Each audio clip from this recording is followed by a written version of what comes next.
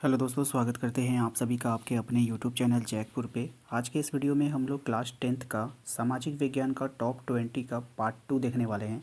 इसके पहले भी हम लोगों ने पार्ट 1 लाया था, आप लोगों ने पसंद किया, इसलिए आप लोगों के लिए पार्ट 2 भी बनाया गया है। इसमें हम लोग ऑब्जेक्टिव एंड सब्जेक्टिव दोनों देखेंगे। सब्जेक्टिव इसका जो होगा वो बहुत ही महत्वपूर्ण होगा, जो मैंने खुद की भाषा में लिखा है, ताकि मतलब कठिन क्वेश्चन को भी सरल करने का प्रयास किया गया है। तो वीडियो काफ़ी इंपॉर्टेंट है, शुरू से लेकर अंत तक बने रहिए।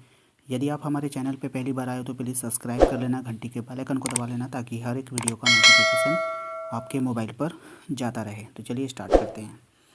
देखिए, सबसे पहला सवाल आपके स्क्रीन पर आ चुका है। बहुजन समाज पार्टी का गठन कब हुआ था? तो इसका सही जवाब हो जाएगा आपका 1984 में। याद रखिएगा, इम्पोर्टेंट है। वर्तमान में केंद्र में किस पार्टी की सरकार है? तो एनडीए की सरकार है। ठीक है। भारतीय जनता पार्टी के चुनाव चिन्ह क्या हैं? तो वो हो जाएगा कमल का फूल। नेक्स्ट है, पार्टी के भीतर आंतरिक लोकतंत्र का ना होना किसके लिए एक बहुत बड़ा खतरा है? तो राजनीतिक दल का। देखिए, राजनीतिक दलों के अंदर अगर अंदर ही भेदभाव हो जाएगा तो वो सब क्या होंगे? टूट जाएगा। पार्टी क्या हो जाएगा? टूट जाएगा। फिर पार्टी जो है वो अच्छी तरीके से नहीं चल पाएगा। नेक्स्ट क्या है, भारतीय जनता पार्टी की स्थापना कब हुई थी? 1980 में। भारतीय राष्ट्रीय कांग्रेस का गठन कब हुआ था? 1985 में।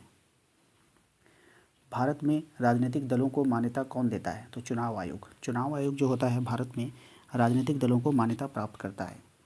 नेक्स्ट, वह व्यक्ति जो किसी पार्टी के समूह अथवा दल के प्रति पूर्णतः समर्पित हो क्या कहलाता है? यानी कि एक ही पार्टी को मान लीजिए वो जो है उसको सपोर्ट करता है और उसी के प्रति जो भावना रखता है, तो उसको हम लोग समर्थक कहते हैं। बोलते हैं ना, बीजेपी के समर्थक, कांग्रेस के समर्थक, वही कहते हैं। नेक्स्ट है, भारत में डैश दलीय प्रणाली है? तो बहुदलीय प्रणाली है। यहाँ पर बहुत सारी पार्टियां जो चुनाव लड़ती है, इसलिए ये बहुदलीय प्रणाली हो गया। नेक्स्ट है, भारतीय कम्युनिस्ट पार्टी की स्थापना कब की गई थी? तो 1925 में की गई थी। नेक्स्ट है, भारतीय जनता पार्टी का मुख्य प्रेरक सिद्धांत क्या है? तो सांस्कृतिक राष्ट्रवाद। नेक्स्ट है, भारत में कितने राष्ट्रीय दल हैं? तो 8 है। ये 2020 के अनुसार है। ठीक है, याद रखिएगा। नेक्स्ट है, किस देश में एक दलीय शासन प्रणाली है? तो चीन। चीन में जो है सिर्फ एक दल है, वही चुनाव लड़ेगी और वही शासन करेगी। ठीक है। नेक्स्ट है, राजनीतिक दलों के लिए वंशवाद क्या है? तो वंशवाद एक चुनौती है राजनीतिक दलों के लिए। ठीक है, क्योंकि अगर कोई उसका मुखिया है तो उसका उसी के वंश का, यानी उसी के खानदान का ही कोई ना कोई मुखिया बनता है, तो इसलिए जो है वो एक चुनौती हो गया। नेक्स्ट है, चुनाव लड़ने और सरकार में सत्ता संभालने के लिए एकजुट हुए लोगों के समूह को क्या कहते हैं? तो उसको हम लोग राजनीतिक दल कहते हैं। ठीक है। चुनाव आयोग के द्वारा बहुजन समाज पार्टी को राष्ट्रीय दल का दर्जा कब दिया गया था? तो 1996 में। याद रखिएगा। ब्रिटेन में कितने दलीय शासन व्यवस्था है? तो ब्रिटेन में द्विदलीय शासन व्यवस्था है। कितने दल हैं? द्विदल है। याद रखिएगा। सब्जेक्टिव क्वेश्चन आंसर में अगर हम बात करें तो अभी इम्पोर्टेंट सवाल है आपके लिए, राजनीतिक दल के क्या कार्य हैं, किन्हीं 4 कार्यों का वर्णन करना है। यानी कि राजनीतिक दलों का काम आपको बताना है, 4 महत्वपूर्ण कामों को। चलिए देखते हैं आंसर। राजनीतिक दल का निम्नलिखित कार्य है। प्रत्येक राजनीतिक दल चुनाव लड़ती है ताकि चुनाव जीतकर सत्ता संभाल सके, पहला काम।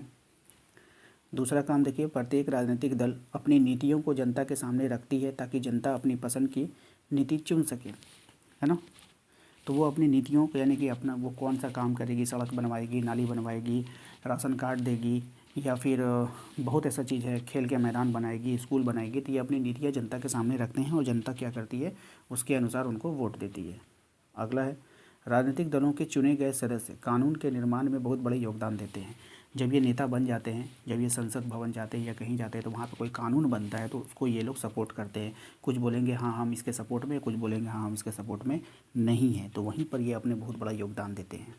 नेक्स्ट है, चुनाव में जिस राजनीतिक दल को सफलता मिलती है वो अपनी नीतियों को पूरा करने का काम करती है। तो ये 4 कार्य हो गया, याद कर लीजिएगा।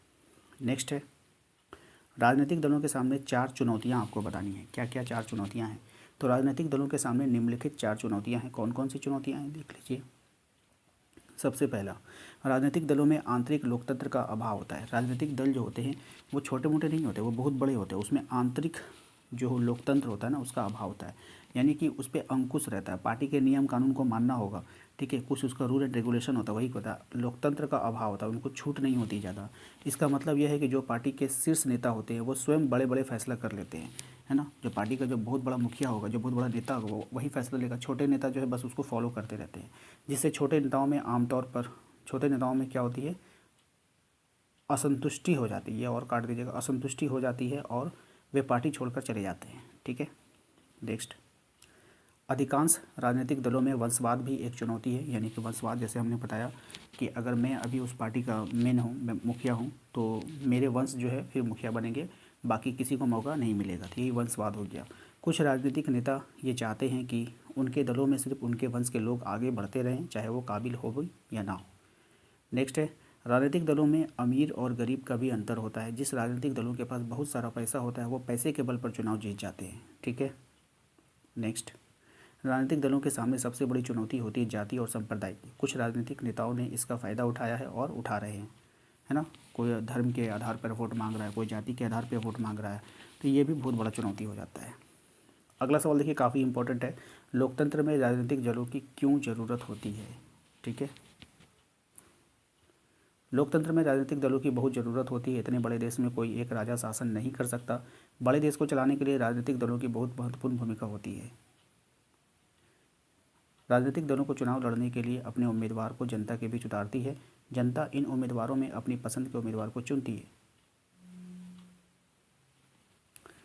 अगर कोई राजनीतिक दल अपने किए गए वादों को पूरा नहीं करती तो वो जनता चाहे तो अगले चुनाव में उसे सत्ता से हटा सकती है। तो उम्मीद करते हैं कि आप लोगों को वीडियो पसंद आया होगा।